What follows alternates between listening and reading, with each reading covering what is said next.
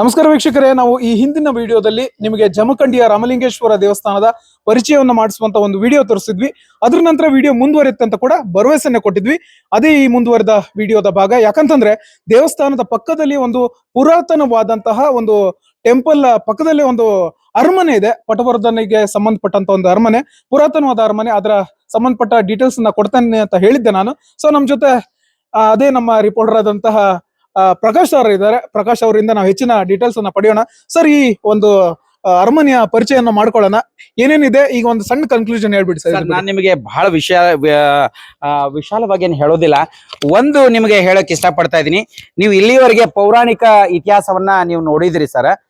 ಅದು ಒಂದು ಭಾಗವಾದ್ರೆ ಅದಕ್ಕೆ ಸಂಬಂಧ ಇರುವಂತ ಇನ್ನೊಂದು ಪೂರಕವಾದಂತ ಭಾರತ ಕಂಡಂತ ಬಹಳ ವಿಶಿಷ್ಟ ಯೋಚನೆಗಳನ್ನ ಹೊಂದಿ ಅಖಂಡತೆಯಲ್ಲಿ ಏಕತೆಯನ್ನ ಸಾರುವಂತ ಸಾಮ್ರಾಜ್ಯಗಳಲ್ಲಿ, ಅದರಲ್ಲಿ ಕನ್ನಡ ಗಂಡು ಮೆಟ್ಟಿನ ನಾಡಿನಲ್ಲಿ ಇಲ್ಲಿ ಸ್ಥಾಪನೆಯಾಗಿರ್ತಕ್ಕಂಥ ಪ್ರಕೃತಿ ನಿರ್ಮಿತವಾದಂತ ಇಲ್ಲಿ ಕೋಟೆಗಳನ್ನ ಕಟ್ಟಿ ಬಹಳ ಅಚ್ಚುಕಟ್ಟಾದಂತ ಒಂದು ರಾಜಮನೆತನ ಯಾವ್ದಾದಿದ್ರೆ ಅದನ್ನ ಜಮ್ಮುಖಂಡಿ ಸೀಮೆ ಅಂತ ಕರೀತಾರೆ. ಅದ ಜಮಖಂಡಿಯ ಪಟವರ್ಧನ ಒಂದು ಅರಮನೆ ಅಂತ ಕರೀತಾ ಇದ್ರೆ. ಹಾಗಾದ್ರೆ ಅದರ ಇತಿಹಾಸ ಇಲ್ಲಿ 17-18ನೇ ಶತಮಾನದಿಂದ ಪ್ರಾರಂಭವಾಗ್ತಾ ಇದೆ. ನಿಮಗೆ ಭವ್ಯ ಅರಮನೆಯನ್ನ ತೋರಿಸುವುದರ ಜೊತೆಗೆ ಅದರ ವಿಶಾಲವಾದ ಸಾಮ್ರಾಜ್ಯದ ಕುರುಹುಗಳನ್ನ ನಿಮ್ಗೆ ಹಾಗೆ ನಾವು ಮಾತಾಡ್ತಾ ನಿಮ್ಗೆ ತೋರಿಸ್ತಾ ಇದ್ರಿ. ಹಾಗಾದ್ರೆ ಬನ್ನಿ ನಮ್ಮ ಜೊತೆಗೆ.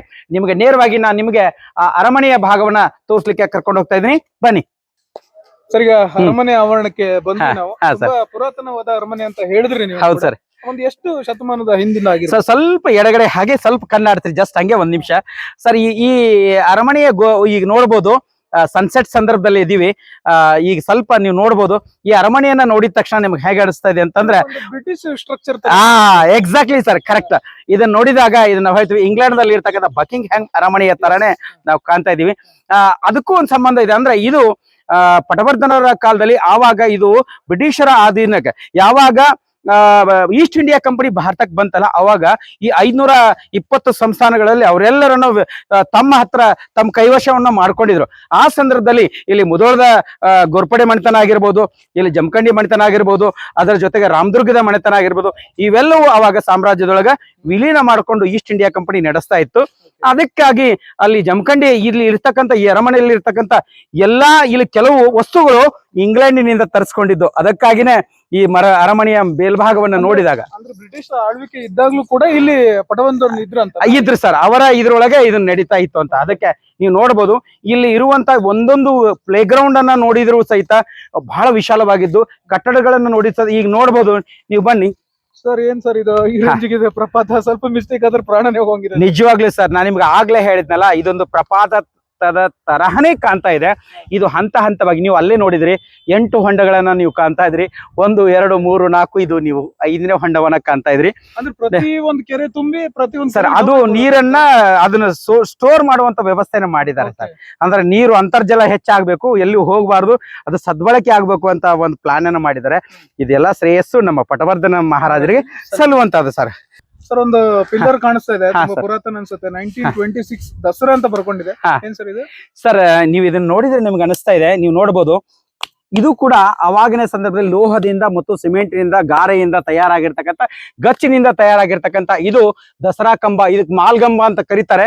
ಇದನ್ನು ದಸರಾ ಸಂದರ್ಭದಲ್ಲಿ ಇದರ ಮೊಟ್ಟ ಮೊದಲ ದೀಪವನ್ನ ಇದ್ರ ಮೇಲ್ಗಡೆ ಹತ್ತಿದ ನಂತರ ಇಡೀ ಊರಲ್ಲಿ ದೀಪವನ್ನ ಹಚ್ಚಬೇಕು ಅನ್ನುವಂಥದ್ದು ಒಂದು ನಂಬಿಕೆ. ಮತ್ತು ಈ ದೀಪ ನೋಡಿ ಜನ ಎಲ್ಲರೂ ಅವಾಗ ದೀಪವನ್ನ ಹಚ್ತಾ ಇದ್ರು ಅನ್ನೋದಕ್ಕೆ ಇದಕ್ಕೆ ದಸರಾ ದೀಪ ಅಂತ ಕರೀತಾ ಇದ್ರೆ. ಅದಕ್ಕೆ ಇಲ್ಲಿ ಬರ್ದಿದ್ದಾರೆ. ಇದು ಈ ಪಟವರ್ಧನರ ಕಾಲದಲ್ಲಿ ಇರುವಂತ ಅದ್ಭುತವಾಗಿರ್ತಕ್ಕಂಥ ಇದು ಒಂದೇ ಕಂಬ ಸರ್. ಇದಕ್ಕೆ ಒಂದೇ ಒಂದು ಕಂಬ ಸರ್. ಇದಕ್ಕೆ ಎಲ್ಲೂ ಕಟ್ಟೋ ಇದು ಇಲ್ಲ, ಒಂದೇ ಕಂಬವನ್ನ ನಾವು ಕಾಣಬಹುದು ಸರ್. ಈಗ ಒಂದು ಅರಮನೆಯನ್ನು ನೋಡ್ತಾ ಇದೀವಿ ನಾವೀಗ. ಇದರ ಒಂದು ಸಂಕ್ಷಿಪ್ತವಾದ ಒಂದು ವಿವರಣೆ ಕೊಡ್ಬೋದಾ?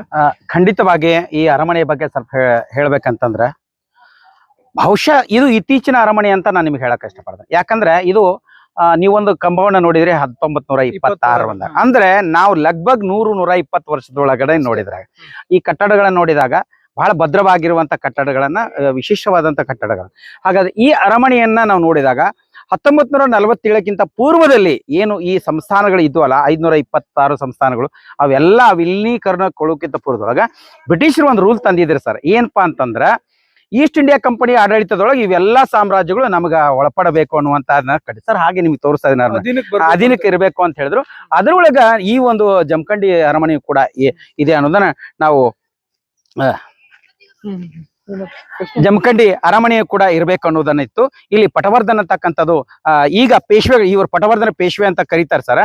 ನೀವು ನೋಡ್ತಾ ಇದ್ರಿ ಈ ಅರಮನೆಯನ್ನ ನೋಡಿದಾಗ ನಮಗೆ ಹೇಗ್ ಅನ್ಸತ್ತಪ್ಪ ಅಂತಂದ್ರೆ ಇದು ಬಕಿಂಗ್ ಹ್ಯಾಮ್ ಪ್ಯಾಲೇಸ್ ಅಂತ ನಾವು ಇಂಗ್ಲೆಂಡ್ ದಲ್ಲಿ ಏನ್ ಕಾಣ್ತೀವ ಆ ಗೆಟಪ್ನ ಮಾದರಿಯಲ್ಲಿ ಒಂದು ದೂರದಿಂದ ನೋಡಿದಾಗ ಒಂದು ಚರ್ಚಿನ ಮಾದರಿಯಲ್ಲಿ ತರನು ಕೂಡ ಇದು ಕಾಣ್ತಾ ಇದೆ. ಹಾಗೆ ಒಂದು ದೃಷ್ಟಿಯಿಂದ ನೋಡಿದಾಗ ಮೈಸೂರಿನ ಅರಮನೆಯ ತರ ದೂರದಿಂದಲೂ ನಮಗೆ ಎಂಟ್ರೆನ್ಸ್ ತರನಾಗಿ ಕಾಣ್ತಾ ಇದೆ. ಇಂಥ ವಿಶಿಷ್ಟವಾದಂತ ಈ ಪ್ಯಾಲೇಸ್ ಅನ್ನ ಬಹುಶಃ ನಮ್ಮ ಬಾಗಲಕೋಟೆ ಜಿಲ್ಲೆಯಲ್ಲಿ ನಾವೆಲ್ಲೂ ನೋಡ್ಲಿಕ್ಕೆ ಸಾಧ್ಯವಿಲ್ಲ. ಇದು ಪ್ರಪ್ರಥಮವಾದತಕ್ಕಂತ ಒಂದು ಅರಮನೆ ಅಂತ ನಾವು ಹೇಳ್ಬೋದು. ಸದ್ಯಕ್ಕೆ ನಮಗೆ ಒಳಗೆ ಪ್ರವೇಶ ಸರ್ ಸದ್ಯದಲ್ಲಿ ಒಳಗಡೆ ಪ್ರವೇಶ ಇಲ್ಲ.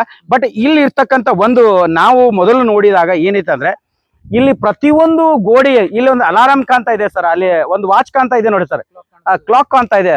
ಆ ಕ್ಲಾಕ್ ಅದು ಇಂಗ್ಲೆಂಡಿನಿಂದ ಬಂದಿರುವಂತ ಕ್ಲಾಕ್ ಅಂತ ಹೇಳ್ತಾ ಇದ್ರು. ಅವಾಗ ಅದು ಚಾಲು ಇತ್ತು ನಾವು ನೋಡಿದಾಗ ಮೊದಲು. ಈ ಒಂದು 25 ವರ್ಷಗಳಿಂದ ಇದು ಬಂದಾಗಿದೆ. ಇದು ಕೂಡ ಇಡೀ ಊರಿಗೆ ಆಗಿನ ಸಂದರ್ಭದಲ್ಲಿ ಒಂದು ಎಷ್ಟು ಗಂಟೆ ಇರ್ತದೆ ಅಷ್ಟು ಗಂಟೆಗೆ ತಾನೇ ಒಂದು ಬೆಲ್ಲನ್ನು ಹೊಡಿತಿತ್ತು ಅನ್ನೋದನ್ನ ಇಡೀ ಊರಿಗೆ ಕೇಳಿಸುವಂತ ಗಂಟೆಯನ್ನು ಹೊಡಿತಿತ್ತು ಅಂತ. ಇದೆಲ್ಲವನ್ನ ಇಲ್ಲಿ ಒಂದೊಂದು ಬಲ್ಬು ಕೂಡ ಈ ಇಂಗ್ಲೆಂಡಿನಿಂದ ತರಿಸಿಕೊಂಡಿದ್ದು ಮಹಾರಾಜರು ಅನ್ನುವಂತ ಮಾತನ್ನ ಹೇಳ್ತಾರೆ. ಅಲ್ಲಿ ಸ್ನಾನಗೃಹ ಇದೆ, ರಾಣಿ ಸ್ನಾನಗೃಹ ಇದೆ, ರಾಜನ ಸ್ನಾನಗೃಹ ಇದೆ, ಶಯನಗೃಹ ಇದೆ, ಪೂಜಾಗ್ರಹ ಇದೆ, ಮತ್ತು ಒಳಗಡೆ ಕೂರುವಂತ ಪೀಠಗಳಿವೆ, ಬಹಳ ಡೈನಿಂಗ್ ಟೇಬಲ್ ಇದೆ, ಬಹಳ ಎಲ್ಲವೂ ವಿಶಿಷ್ಟವಾಗಿರ್ತಕ್ಕಂಥ. ಬಹುಶಃ ಇಂಥ ಸುಂದರವಾಗಿರ್ತಕ್ಕಂಥ ಅರಮನೆ ನಮ್ಮ ಸದ್ಯದಲ್ಲಿ ಎಲ್ಲಿ ನೋಡ್ಲಿಕ್ಕೆ ಸಾಧ್ಯವೇ ಇಲ್ಲ. ಇದಕ್ಕೂ ಪೂರ್ವದಲ್ಲಿ ಇಲ್ಲಿ ಪ್ರವೇಶ ಇತ್ತ ಹೇಗೆ ಸರ್? ಮುಂಚೆ ಪ್ರವೇಶವಿತ್ತು, ಈಗ ಇದು ಖಾಸಗಿ ಆಸ್ತಿ ಅಂತ ಒಳಪಟ್ಟಿದೆ. ಇಲ್ಲಿ ಒಂದು ಸ್ಕೂಲ್ ಅನ್ನ, ರಾಯಲ್ ಪ್ಯಾಲೇಸ್ ಅಂತಕ್ಕಂಥ ಒಂದು ಸ್ಕೂಲ್ ಅನ್ನ ನೋಡ್ಕೋತಾ ಇದ್ರು.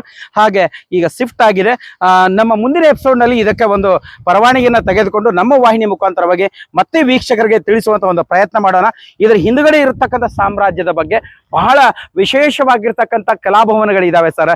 ಆ ನಂತರ ಅಲ್ಲಿ ಏನಂದ್ರೆ ದಸರಾ ಮಂಟಪ ಅಂತ ಕರೀತಾ ಇದ್ರೆ, ಅಂದ್ರೆ ಅಲ್ಲಿ ಆಟ ಆಡ್ಲಿಕ್ಕೆ ದೊಡ್ಡ ದೊಡ್ಡ ತಂಡಗಳನ್ನ ಮಾಡುವಂಥದ್ದು ಅವೆಲ್ಲ ಮೈದಾನಗಳನ್ನ ಕಾಣ್ತೀವಿ ಸರ್.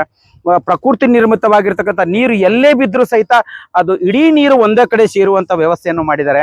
ಕಲಾಮಂದಿರಗಳಿದಾವೆ, ಮಂದಿರಗಳಿದಾವೆ, ಗ್ಲಾಸ್ ಹೌಸ್ಗಳಿದಾವೆ ಇದ್ರ ಒಳಭಾಗದಲ್ಲಿ ಇದಾವೆ.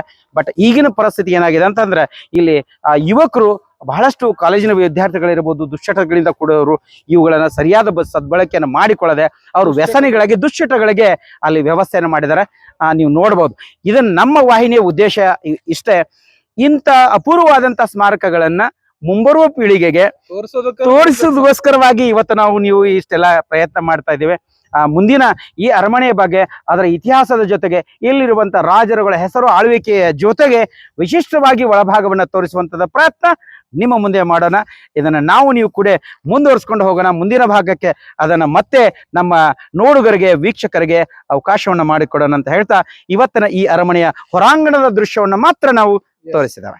ಈಗಾಗಲೇ ಅರಮನೆಯ ವಿಡಿಯೋವನ್ನ ನಿಮ್ಗೆ ತೋರಿಸಿದ್ವಿ. ಹೊರಾಂಗಣದ ಚಿತ್ರೀಕರಣ ಮಾತ್ರ ಇಲ್ಲಿ ನಮ್ಗೆ ಪರ್ಮಿಷನ್ ಇದೆ. ಯಾಕಂತಂದ್ರೆ ಈಗಾಗಲೇ ಇದು ಖಾಸಗಿ ಆಡಳಿತಕ್ಕೆ ಅಥವಾ ಖಾಸಗಿ ಒಡೆತನಕ್ಕೆ ಒಳಪಟ್ಟಿರೋದ್ರಿಂದ ನಮಗೆ ಸದ್ಯಕ್ಕೆ ಒಳಗೆ ಪ್ರವೇಶವಿಲ್ಲ.